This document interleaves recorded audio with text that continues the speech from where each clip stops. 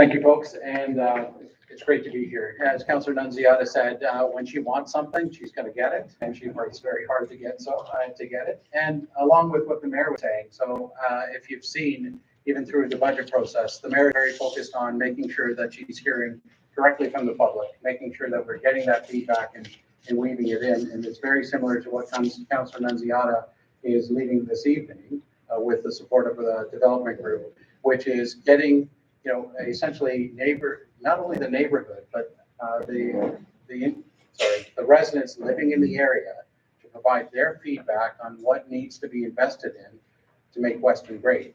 Now, I understand, like from a development and growth services perspective, my job, of course, is to ensure that we are, delivering housing approvals, vital housing approval. We are in a housing crisis. We need to move as quickly as we can in order to get developments moving. Now, the Up Express has essentially the interest from a Western perspective can't be missed. My understanding is there's 13 development applications in for substantial investment in the area. And that means the opportunity to invest in very strategic ways. And, what better way to do so than to ensure that we are listening to the community, understanding what it is that's important to them so that we can ensure that we're focused on delivering complete communities. And that is, of course, one of our overarching objectives, not only just to deliver more housing as quickly as we can, but to in the way of complete communities that are going to service the community as effectively as possible. What I've heard very clearly from the councillor is that you've got great parks that are in need of greater investment and potentially the opportunity to connect them in a more meaningful way that's going to provide a different experience for the existing residents as well as the new residents that will be enjoying Weston as well. So I've gone way far from my speaking notes because my staff always complain that I do this.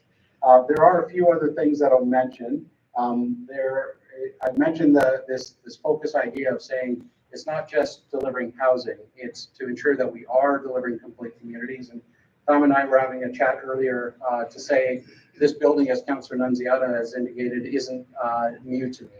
And from a Toronto Community Housing perspective, there's been substantial challenges and there's opportunities to disrupt in a positive way. So along with great developments, along with changes in the community, it creates other, I'm going to say, intended benefits that we can try and focus on to see greater benefit to the community as well. There is a study happening. It's called the Weston Gear Planning Study, and it's being led through Parks and Planning. And it will continue to engage you as a community as to what your thoughts are as far as wanting to ensure that we are focused in the right areas when planning approvals are being made and those community benefit charges and the investments are being used in a meaningful way. So keep an eye out for that study because I think it's another opportunity for you to provide your voice and your feedback on how we do things. I do want to thank Councillor Nunziata and certainly the developers that are taking this, I'm going to say, courageous leap because this is not the norm. This is different. And what I can assure you is that I'm excited, and certainly my peers back at the city are excited to hear what it is that you come up with, because we're going to be taking that information and using it and making sure that it informs decisions for us in the future. And we need to start looking at different ways. And engagement with the community is so vitally important. If we're not listening to community around what's happening around them, especially when development is happening, we're going to miss a much needed opportunity. So I'll stop there because I think I'm going on a little too long about it, but this is truly, for me, it's very exciting. It's great that it's being led by community and the developers. And I can't wait to see the results of this. So thank you for having me.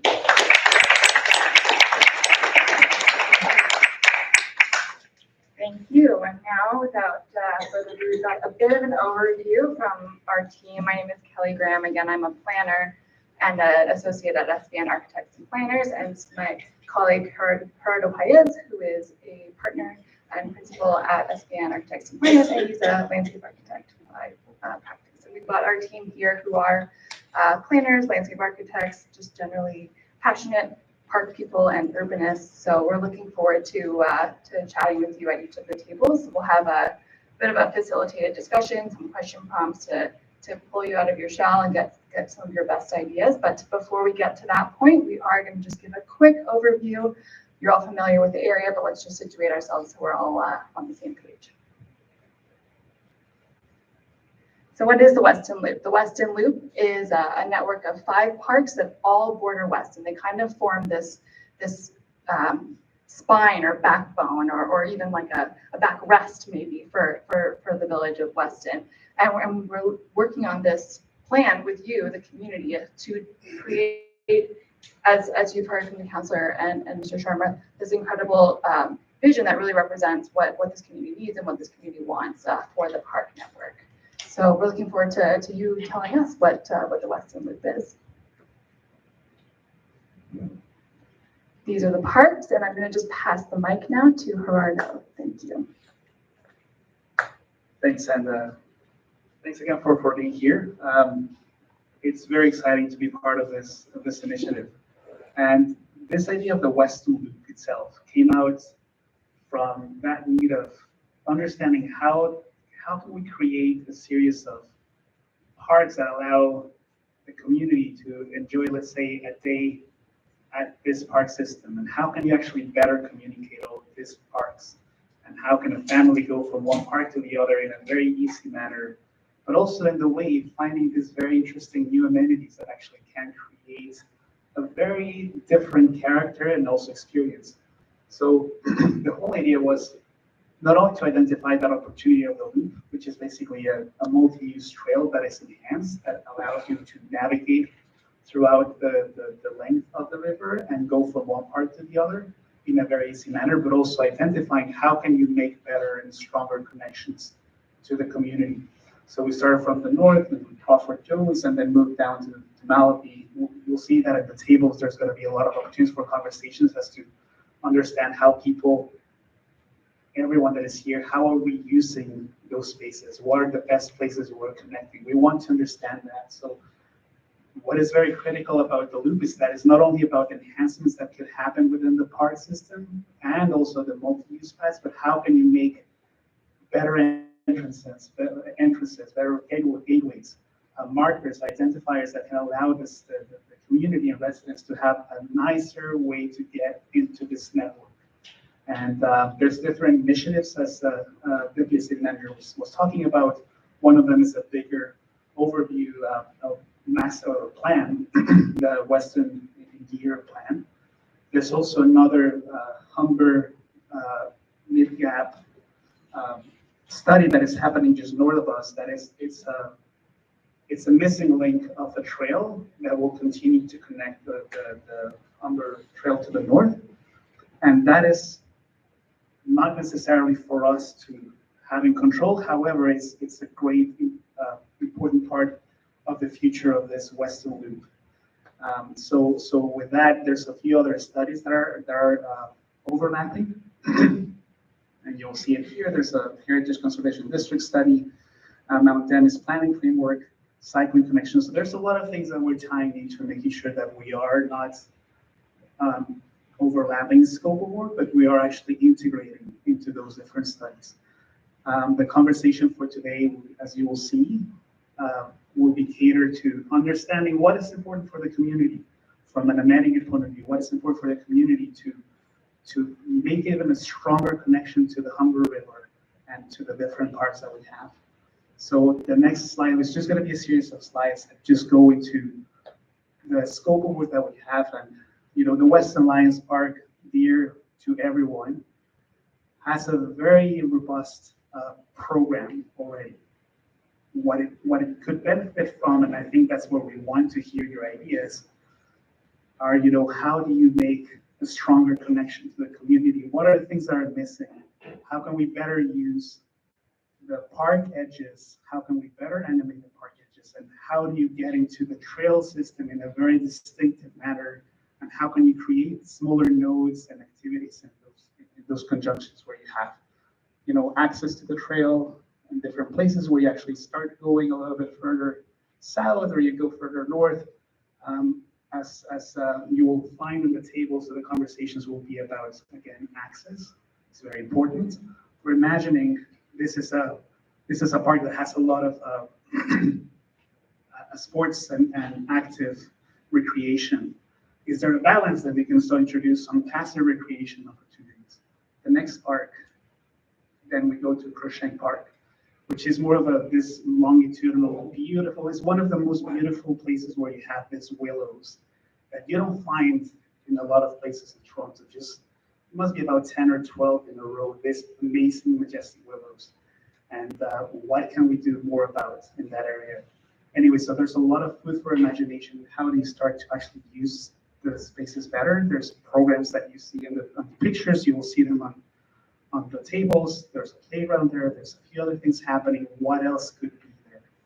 And how do you actually better approach, how do you better facilitate entrances to this park?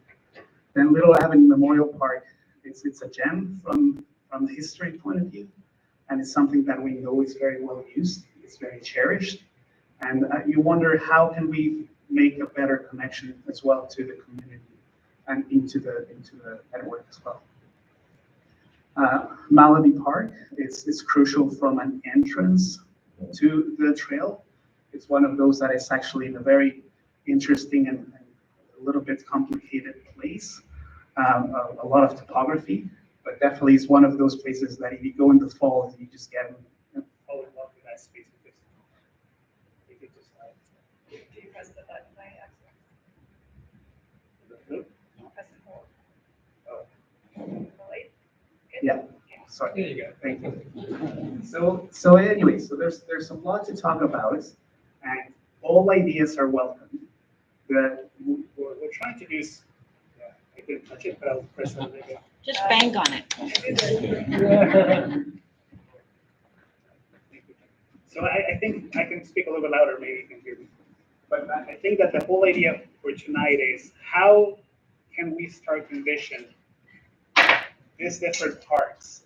They have different characters, very different sizes and scales. Our scope of work is not to change the program that is in those parts. Our scope of work is to add a dimension and character to those parts. And how can we better use them? How can we actually make people feel safe and welcome, not only one day of the week, but all throughout the year? And how do you think there's opportunities to bring even more people when the season starts to come to be calmer and there's not a lot of people in there? What is important? How can we bring this beautiful, dynamic community into the space? Is color important? Like, I think from Mexico, so to me, it's extremely important, but I think it just brings a lot of opportunities from a signage and wayfinding point of view to create this very, very dynamic and beautiful series of interventions along the corridor itself. And the last, Crawford Jones Memorial Park, which is a very passive recreation. This is where that Humber Mid-Gap study is happening, and it's going to introduce two pedestrian bridges that will allow and facilitate for this loop to bring and put all these parts together and how to better connect them. So there's a lot of different programs, as you can see. Some of them are going to be like this, a little bit more on the natural side of things. So these are opportunities for public art, things that actually can bring back the history of the site and of the context itself to life. Anyway, so I think that's enough said, and you'll see that there's boards around. Part of the exercise, and I'm just going to pass it to Kelly after this, but yeah, Councilor. Yeah, before we continue, it's my understanding that Paul Parrish is here. Paul, he's the Director of Parks and Recreation. Thank you, Paul, for attending. Thank you for participating. Sorry. Okay. Thank you, Paul. Nice to see you. Yeah, so as part of this visioning study or master plan, we would love to just capture some of your thoughts and ideas and words that we can actually use to capture the visioning statement. A visioning statement is something that follow us through the process of this master plan. And we're trying basically just to generate something that comes from the community. We will do the work of putting all of these ideas together into one paragraph. There's a board at the front. So on your way out, or just when you're floating around in the stations, please feel free to come back. I'll be around. There's going to be an example of what a vision statement is. It's just one small paragraph. You don't have to write the whole thing. You just give us a couple of voice that resonates as to what's the most beautiful thing that you think when you actually go into this park. That would be fantastic, and we can use that and then create a vision statement that we can share with the team later on. I'm going to pass it to Kelly. So this isn't our first or our last opportunity to connect with folks in Weston. We see a lot of familiar faces here this evening. So many thanks to the folks from the Weston Village Residents Association, the Weston Historical Society. We've had a lot of great conversations so far. We were at the farmers market.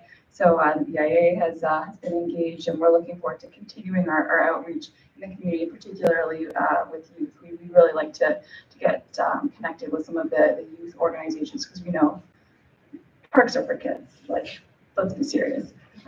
Kids love being out in nature and playing and causing trouble and getting lost and just having amazing times in the natural world. So we're looking forward to having some more of those conversations after this evening. We did set up a kids table, but we didn't tell anybody. So if you do want to play with Lego or color, that option is available at the back. Yes. This is a photo from the farmers market, and we had a lot of people come out. That was a few weeks ago. Some of the great ideas and thoughts and comments that we had are reflected here on the slide. And so we'll be with our team. We'll be gently facilitating and trying to tease some of these ideas out of the conversations that are happening at the tables, and anything else you might want to bring to bear. So I will just get to my last slide, which is, this is where we are. My second last slide, sorry. This is where we are. We're just still beginning in the process, starting to collect information. Next thing that will emerge from this is some design vignettes, and we'll show those. We'll post them to the website. There is a project website. There's also a project social media account on Instagram, so you can follow the Weston Loop. You can go on to our website to get updates, sign up for the list, serve, and we'll be keeping you posted through if we've got all your information from the sign-in here this evening. We're also going to do a walk in the next couple of weeks. So if folks want to join us for a walk in the park, and we'll let you know when that happens, because we do have your information now. So looking forward to that. Hopefully the good weather stays with us. But yeah, well, that's what's next on the docket.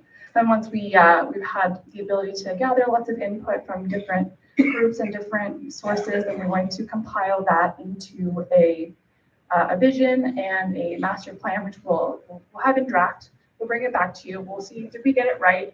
Does this reflect conversations that we had? Was this kind of what you think you were getting into when you joined us for that community charrette that rainy night in October?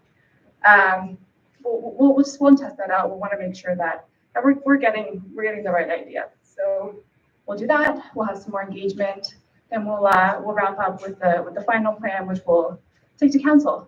Which your Councilor Nunziata, will take to council for review and hopefully endorsement, and then we'll see what happens from there.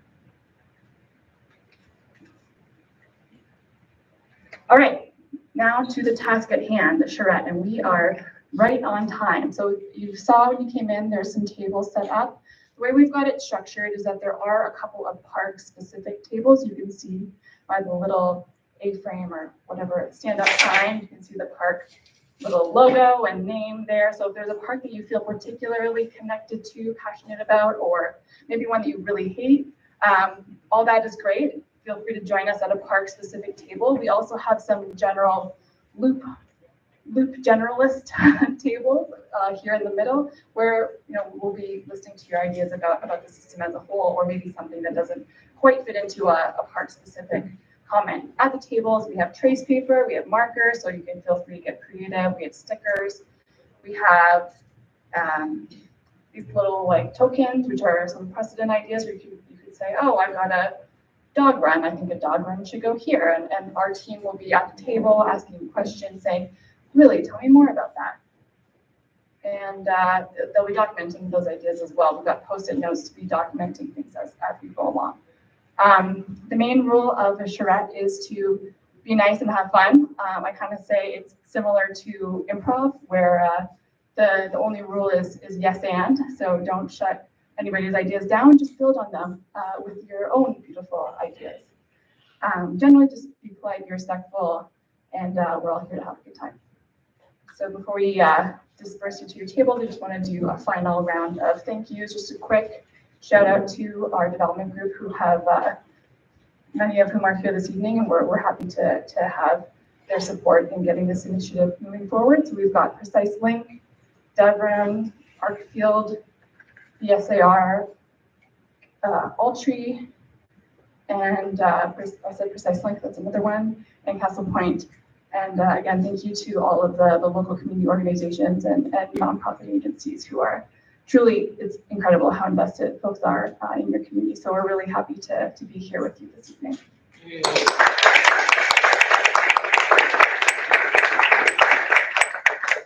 All right, so without further ado, please try to distribute yourselves relatively evenly around the tables. Don't all crowd the Weston Lions table, and have fun. How many people do you have on that?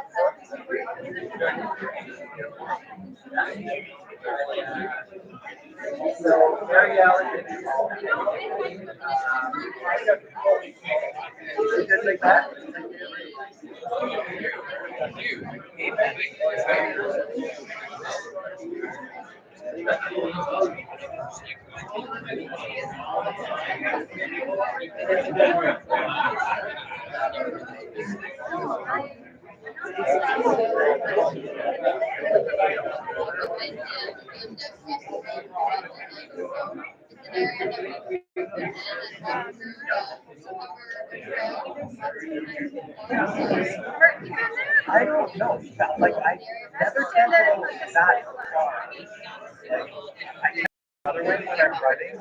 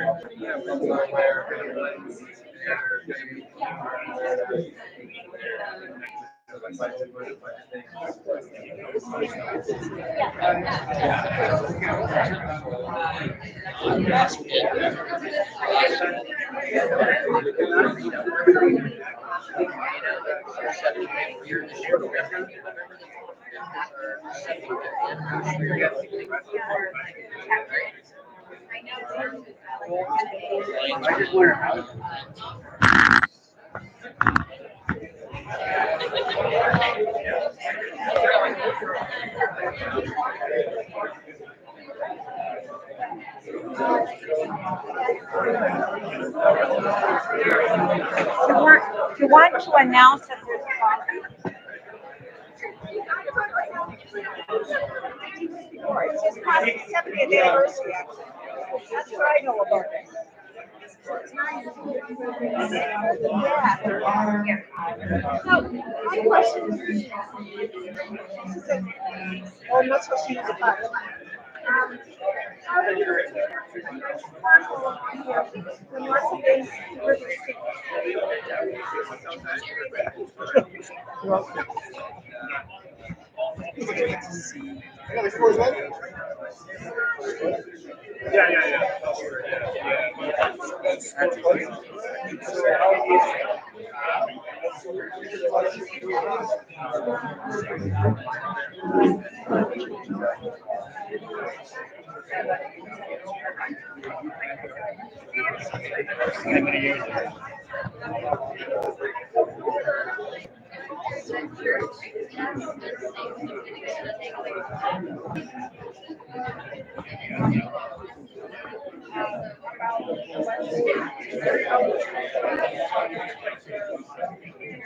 like the end result. Like, so if we got everything we imagined, is that what you're saying?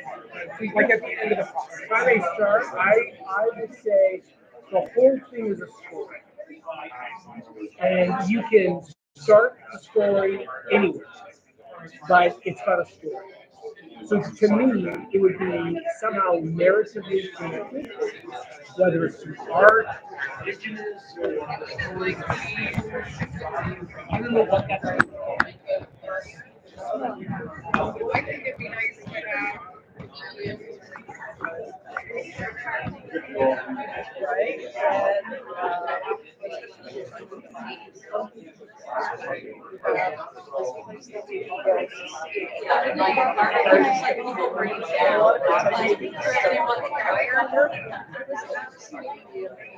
Something that